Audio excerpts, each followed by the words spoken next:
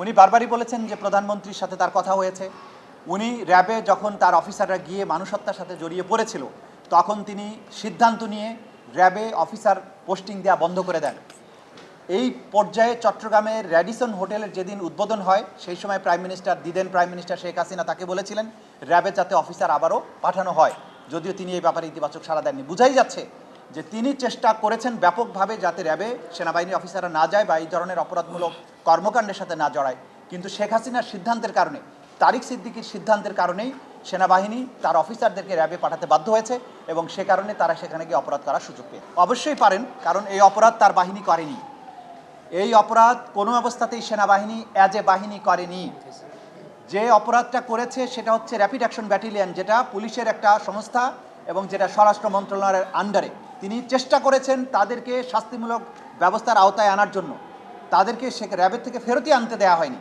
সুতরাং যে বাহিনীর সদস্যরা তার কমান্ডের আওতায় নয় সেই বাহিনীর সদস্যদের ব্যাপারে কোনো অপরাধের দায় কোনো অবস্থায় সেনাপ্রধানের উপরে বর্তাবে না, এটা কোনো অবস্থায় সম্ভব না।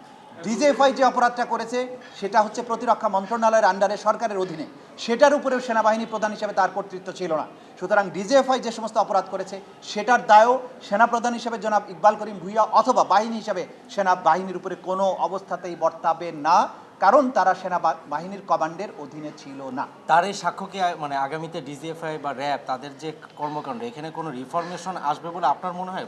আমরা প্রত্যাশা করব রাষ্ট্র এবং সরকার অবশ্যই এই যে কলঙ্কের মধ্য দিয়ে রাষ্ট্র পরিচালিত হয়েছে, যে অপরাধ হয়েছে সেখান থেকে আমরা বেরিয়ে আসার জন্য চেষ্টা করছি। তারই অংশ হিসাবে আজকের যে বিচার, একটা সুষ্ঠু এবং প্রপার বিচারের মাধ্যমে অপরাধীদের সাজা দেয়া এবং এই সব বাহিনীগুলো রিফর্ম করার মাধ্যমেই অবশ্যই অপরাধ প্রবণতাটা ভবিষ্যতের জন্য বন্ধ করা যাবে, এটা সাক্ষী বলেছেন এবং এটা সরকার নিশ্চয়ই সেই ব্যাপারে সিদ্ধান্ত। আমরা সেই প্রসঙ্গে ট্রাইব্যুনাল এই ধরনের কোনো আদেশ দেননি।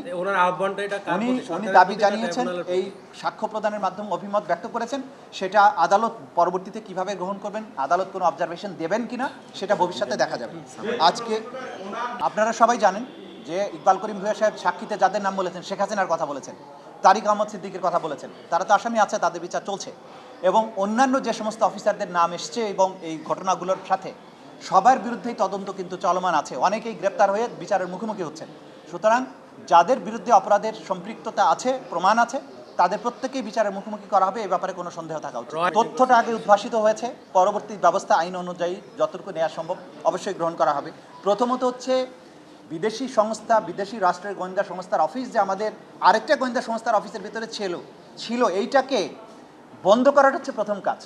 শাস্তিমূলক ব্যবস্থা গ্রহণের জন্য এটা অ্যালাউ করেছিল কি? অ্যালাউ করেছিল শেখ হাসিনা স্বয়ং, অ্যালাউ করেছিল তারিক সিদ্দিকী স্বয়ং। যারা জুনিয়র অফিসার ছিল তাদের তো কোনো উপায় ছিল না তাদেরকে বাইপাস করে কোনো কিছু করার। ইভেন সেনাপ্রধান হিসেবে ইকবাল করিম ভূঁইয়াও কিন্তু পারেননি, কারণ তার উপরে একটা কর্তৃত্ব ছিল প্রধানমন্ত্রীর এবং আরেকটা কর্তৃত্ব ছিল তারিক সিদ্দিকী, তাদেরকে ডিঙিয়ে তিনি করতে পারেননি।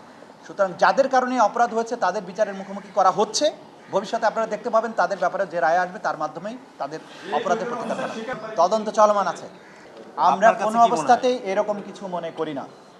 যে বিচারের প্রক্রিয়া চলমান আছে এটা রাষ্ট্রের কাজ, বিচার কোনো সরকারের পরিবর্তনের সাথে সম্পৃক্ত নয়। সুতরাং রাজনৈতিক সরকার এসেও এই বিচার চলমান থাকবে, কারণ এই অপরাধ বাংলাদেশের জনগণের উপরে সংগঠিত হয়েছে। এই অপরাধের বিচার করার জন্য রাষ্ট্র দায়বদ্ধ, কোনো ব্যক্তি নয়। সুতরাং নির্বাচিত সরকার যখন আসবেন তাদের কাছ থেকে আমরা আরও বেটার ডেইস আমরা আশা করি। আমরা মনে করি নির্বাচিত সরকার আসলে আমাদের যে সমস্ত লিমিটেশনস আছে সেগুলো দূরীভূত হবে, প্রয়োজনে ট্রাইব্যুনাল বৃদ্ধি পাবে। যারা বাংলাদেশে গণহত্যা চালিয়েছে, মানুষের উপরে হত্যা নির্যাতন করেছে, গুম করেছে, জুলাই আগস্ট মাসে গণহত্যা চালিয়েছে, প্রত্যেকটি অপরাধের বিচার হবে, এটা রাষ্ট্রের অঙ্গীকার। যে অঙ্গীকারে বাংলাদেশের সকল মানুষ, সকল রাজনৈতিক দল এই বিচার করার ব্যাপারে একমত হয়েছে, সিদ্ধান্ত গ্রহণ করেছে। যারা ভবিষ্যতে ক্ষমতায় আসবেন তারা বাংলাদেশেরই মানুষ এবং এই সব রাজনৈতিক দল যারা অঙ্গীকারাবদ্ধ বিচারটা করার জন্য। সুতরাং বিচারের উপরে কোনো প্রভাব পড়ার কোনো সম্ভাবনা নেই। ইনশাল্লাহ বিচার তার আপন গতিতে চলবে, রাষ্ট্র এই অপরাধীদের প্রকৃত শাস্তি নিশ্চিত করবে।